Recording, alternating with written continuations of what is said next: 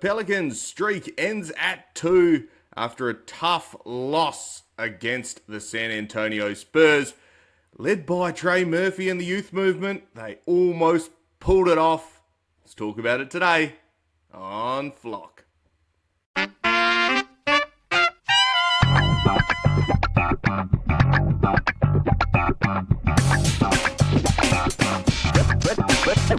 Ready?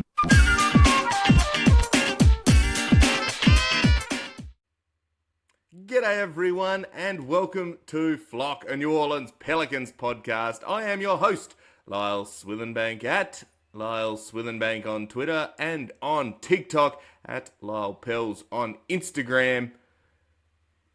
If you get a chance and like your social medias, make sure you check all those out. But we're here to talk about Pels. The Pelicans lose to the San Antonio Spurs in San Antonio, 126 to 119. Boy, oh boy. Another one of those games that if you had Zion and Jordan Poole, you're probably going to win. That being said, you've won more without them than you did with them. So, what happened? Well, the Pelicans out of the blocks started a little bit shaky. The first quarter, 22 to 28 in favour of the Spurs. The Spurs started to get into their rhythm early. They were finding Wemby.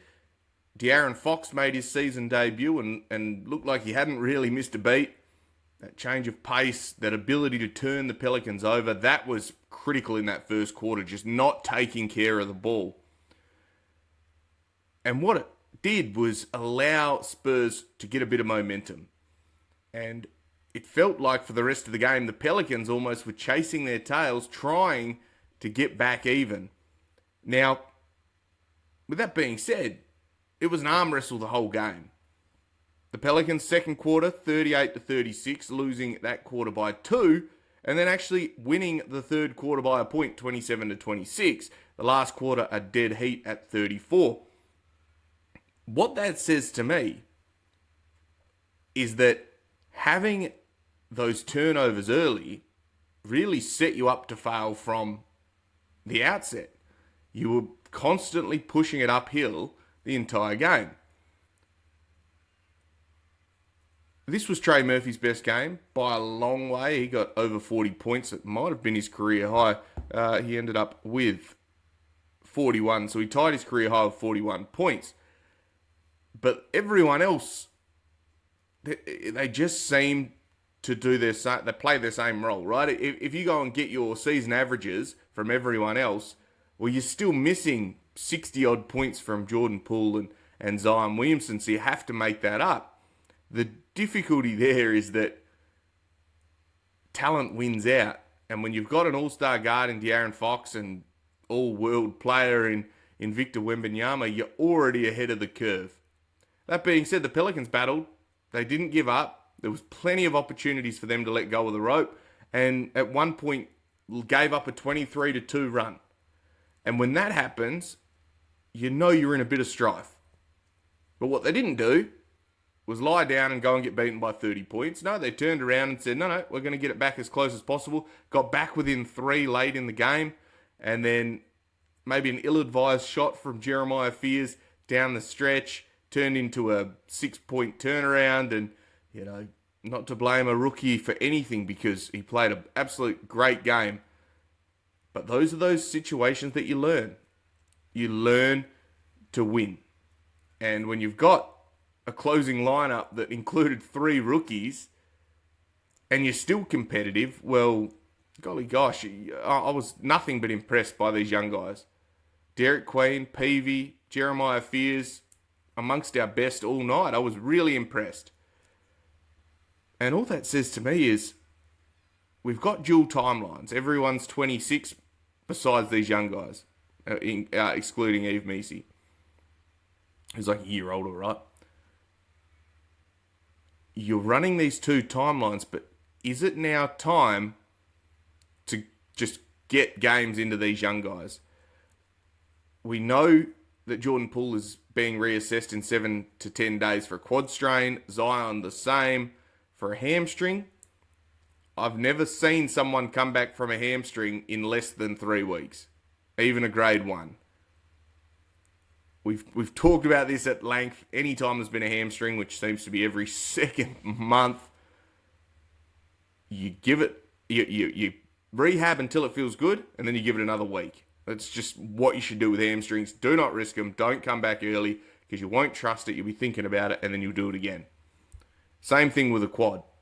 You have to make sure it's 100% before you come back, or you risk re-aggravating it, and probably worse. And in fact, you probably have an opportunity as well to injure the other one. So while there is this holding pattern with those guys out, the young guys should get as many minutes as possible. And not just have it given to them. They have to earn it. But nothing that I've seen from these guys should mean that they lose any minutes. In fact, give them more, because all of them have been great. So let's go and have a look at the stats. So as we know, Eve was out for us as well. He's still crook, and hopefully he's feeling better soon. We ended up shooting 45 of 94, 47% to their 53. Now, if you're playing a team and you let them score almost 54% of their shots, you're going to be doing it pretty tough. And that's with holding them to 14 of 43 from 3, 35%. With us shooting almost 40, a shade 39.5 under 40 with 15 threes. That's quite good from us. The problem is they came in hits and spurts. So at times, when you really needed a 3, we just couldn't buy one. And at other times, they came in, which just sort of was a bit of a back and forth. But it was a really difficult game. 17 to 18 in the free throws. We had 14. They had 16. Assists 27 to 31. Great ball movement by both teams. Again, 27 assists on 45 made shots. It's not too bad. You could probably get it up a little bit more, and that's what the Spurs did. Fast break points, 16 for us, 20 for them. Rebounds, we lost 40 to 43, which, to be fair, when you've got Victor Wembanyama, is not that bad, losing it by a mere 3. And offensive rebounds, we had more, 11 to 10. Points off turnovers, 19 to 11. So you scored 19 off their turnovers. So they had, we had 11 turnovers, which is quite good, and they had 12. So you turned 12 into 19, and you turned 11 into 11. To be fair, the second half, in terms of taking care of the ball, was much better. It was just early on, which was when you need some of your veterans to just come in and settle it. There were just some, perhaps, rushed passes, not recognising the amount of time on the shot clock, a couple of shot clock violations, just silly things like that, lazy passes, rush shots, that as you continue to mature as a basketballer,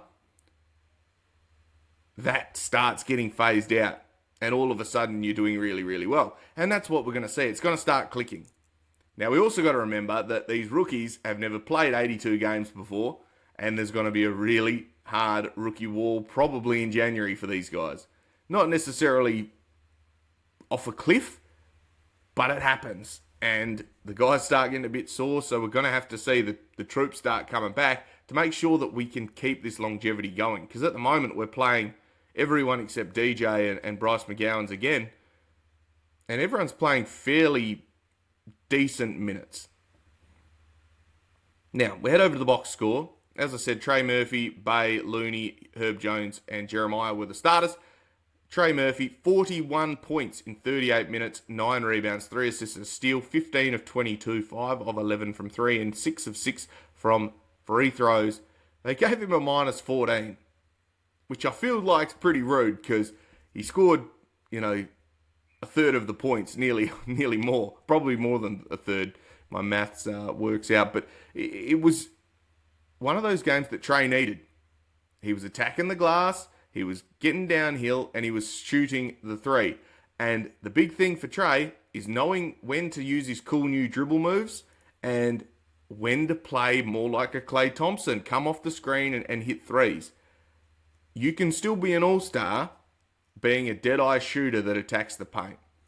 However, decision is everything. And today I thought he was much more decisive than he had been in previous games. He showed why he's the best player on the team that's healthy. And, that's what you want from such a player. So he did really well. Sadiq Bey in 29 minutes, 10 points, 2 rebounds, 4 assists, 1 steal, 4 of 11 shooting, 2 of 5 from 3. Hit some big shots, played on Victor a lot, and was quite good. I think that's how you have to play Wembanyama, is put a guy that's maybe a little bit smaller, but is much stronger. Well, I mean, I don't know anyone else that has a 7'4" guy that can move like that, but your centre is too slow, so put a wing on him that's strong, and Sadiq Bey has done a great job, I think, in both games against him. Herb Jones, another one that's been pretty effective at that. Looney, 16 minutes, he had 5 and 6 rebounds, that being 1 of 3, and he looked a bit laboured at times. I don't know if he's still playing himself back into shape. He's a high energy guy, but he sort of lumbers down the court. And at that side, that size, that's sort of how it goes. But it's difficult and to continue to play a guy more than that. If he looks like he's labouring out there and can't play much more, the energy just starts dropping off. Particularly when you've got a high energy guy like Carlo that's absolutely ready to get on the court and run and dunk and defend like a madman. And you've also got Derek Queen, who needs minutes. So the distribution there is a bit tricky. Herb Jones, 38 minutes, 15 points, 3 rebounds, 4 assists, 3 steals, 6 of 11. He looked like the Herb Jones of old. He was a plus 17, the best for us on the field. Played a great game. Timely cuts, bailing guys out, defended great. He was everywhere, scored a fair bit as well. No notes for Herb Jones. He was great. Jeremiah Fears, 31 minutes. He had 18 points, 3 rebounds, 3 assists, 2 steals, 8 of 17 shooting, 47%. Missed his 3 threes, hit 2 or 3 from free throws, and 2 turnovers. Now, I thought he was good. He attacked the paint. He's a bit like Zion, where it takes a little bit to work out what he can do and how he's being guarded. So, using his speed against Victor was fantastic. Being able to get up in under him and getting a few layups, or using some of the bigger guys to sort of set these pseudo screens to stop Victor at times from blocking the ball. I thought he was great. I love Jeremiah Fears. I've been very vocal about that, and I have no concerns there about how he played. He was great. And seeing 5 of 6 starters in double figures, and then Derek Queen off the bench with another 13. It's great. So, Carlo come on. He played just shy of 9 minutes, 4 points, 5 rebounds, 2 or 3. Again, hard efforts, moving without the ball, attacking the offensive glass, getting rebounds. He was fine. Jose in 16 minutes, 8, 2, 5 assists, and 2 or 3 field goals, and 2 of those were threes. He didn't feature quite as much. I think Jeremiah looked pretty good in this one. But he hit 2 massive threes in that first quarter that really got us back moving in the right direction. And we needed that from him. So he was good. He's been the spiritual leader all season, and he's going to have to continue to be Jose and lead from the front, because you can see how active he is on the bench. He's talking to these guys. He's up and about. He's cheering. He's doing anything he can to win. And that's all we can ask from him. Derek Queen, Mr. Fourth Quarter. The Big Easy, as they're starting to call him, 24 minutes, 13 rebounds, 5 rebounds, 8 assists, 2 blocks, 5 of 14 shooting. Had 4 turnovers in this one. Now, that's another game with a lot of turnovers, but he's also given you 8 assists. So, that's a 2-to-1 turnover to assist ratio, and he's doing that as a centre and in limited minutes. The guy's ceiling is astronomical. He's fantastic. He understands the game. He's a competitor. He hates losing. He hates not getting the foul calls. And he screamed and won at one point because he was hacked to the living daylights when he scored. And I don't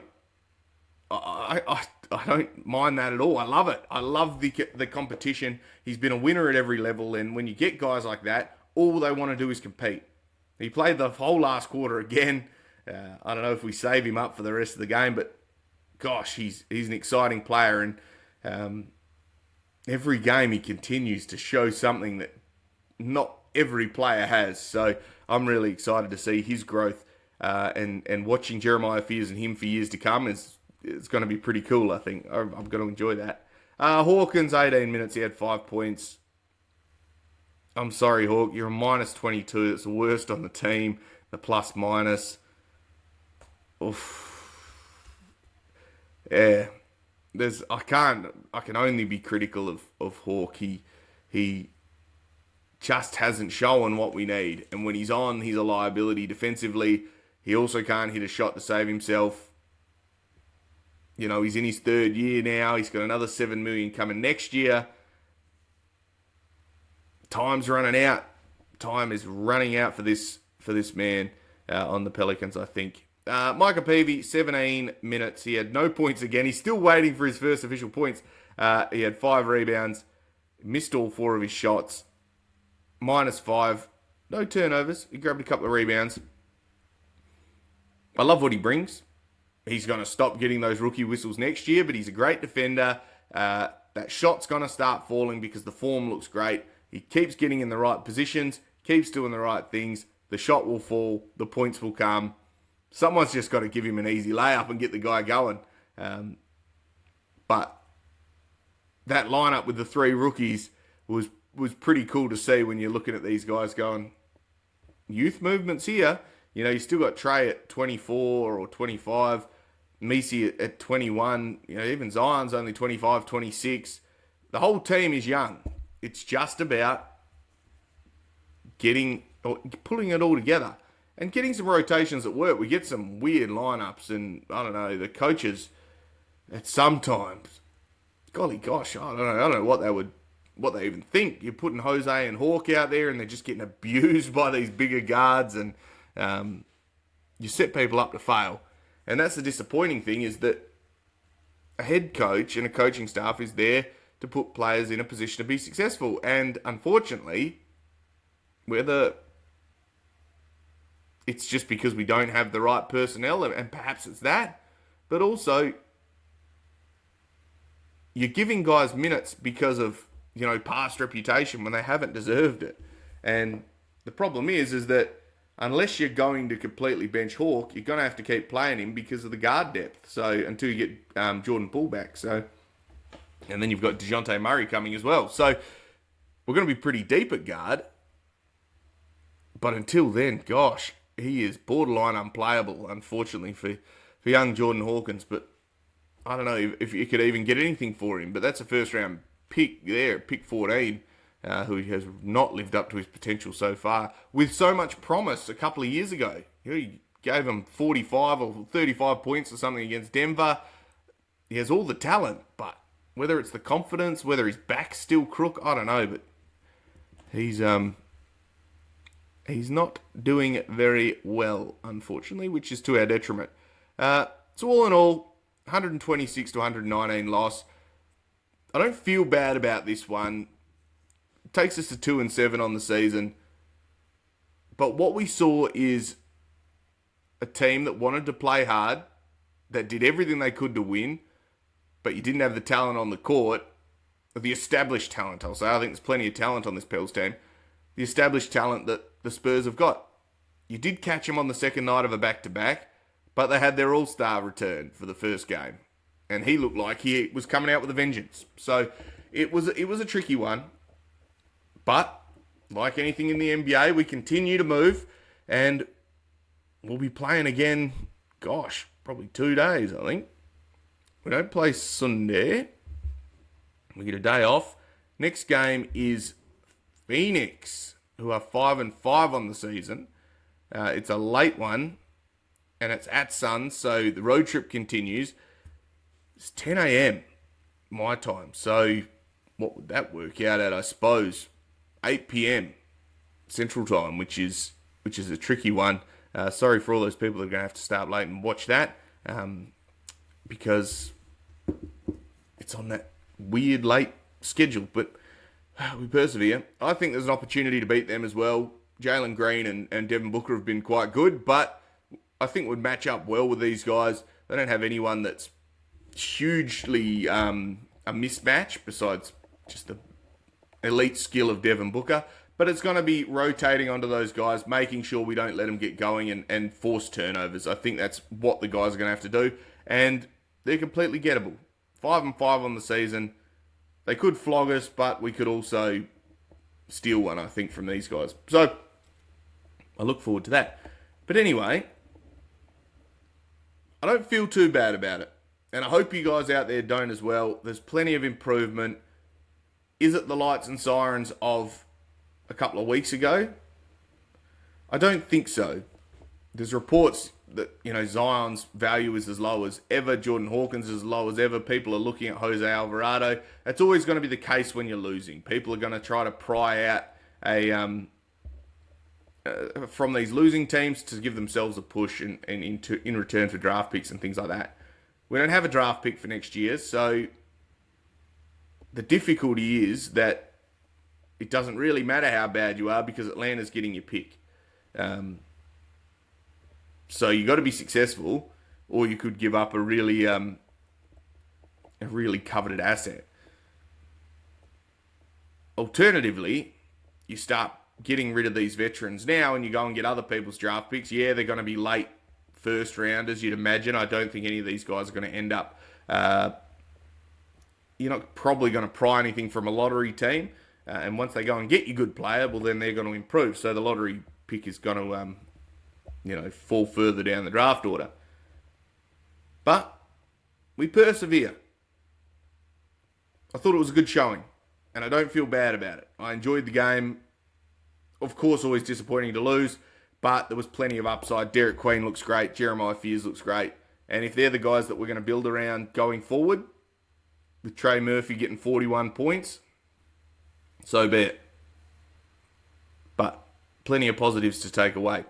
So, I think with that being said, this is your Saturday night recap from the Spurs and Pelicans game. I think we'll leave it at that. Enjoy the rest of your weekend. And if you're listening on the audio version, make sure you hit that download button. And if you're watching on the YouTube at Lyle Swithenbank, of course, make sure you give us that thumbs up. Hit the subscribe. I can see we're at like 50-50 on terms of subscribers versus watchers. So if you are watching and don't mind what you see, well, just hit that little subscribe button, and I appreciate it. We're going to keep going. We'll keep getting more positive. We'll try to organise some guests now that the schedule's starting to calm down, and we'll keep it going.